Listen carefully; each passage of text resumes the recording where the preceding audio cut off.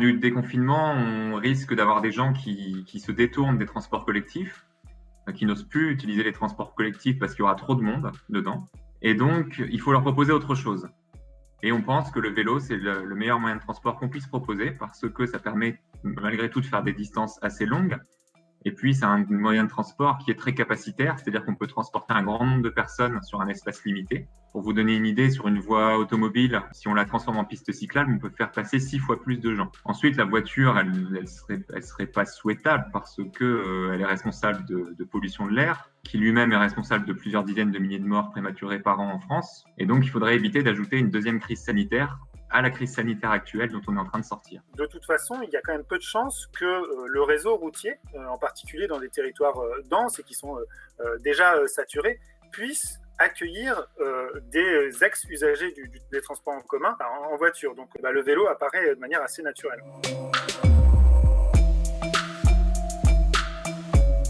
Il s'agit d'utiliser l'outil bicyclette comme un outil de résilience, de réponse à cette crise. Le vélo permet de ne pas contaminer les autres, de ne pas être exposé soi-même. On n'est pas dans les transports en commun, donc il n'y a pas la promiscuité, on n'a pas de risque de contamination ni par les gouttelettes, ni par les contacts avec les surfaces. Mais c'est également tout simplement bon pour le portefeuille. Et donc pour toutes ces raisons-là, il faut créer les conditions pour qu'il soit crédible de proposer aux gens de se déplacer à vélo, parce que sinon ce n'est juste qu'une incantation ou une fausse bonne idée.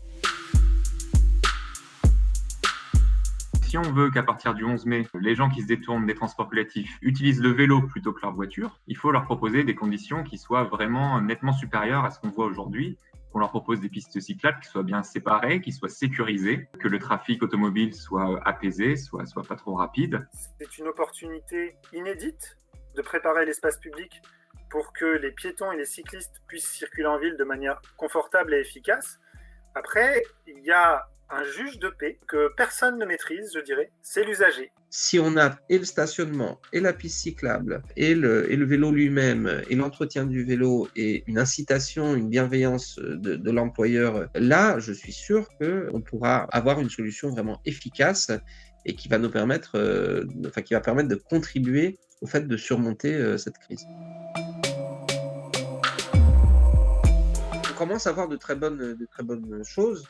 Après, entre les effets d'annonce et ce qui va se passer réellement, c'est dans une dizaine de jours qu'on verra est-ce que le compte y est ou pas. C'est pas une question financière finalement, c'est une question plutôt de volonté politique. C'est est-ce que les maires auront vraiment suffisamment de courage politique pour s'attaquer à la place de la voiture, parce qu'aujourd'hui la voiture occupe entre 50 et 80% de l'espace public en ville, et donc on ne pourra pas développer le vélo si on ne pose jamais cette question. Si il y a des cyclistes sur les aménagements qui sont mis en œuvre et qu'on s'aperçoit que le trafic cycliste, et c'est ce qu'on espère, il est équivalent ou supérieur au trafic motorisé qui sera congestionné, évidemment, on pérennisera ces aménagements.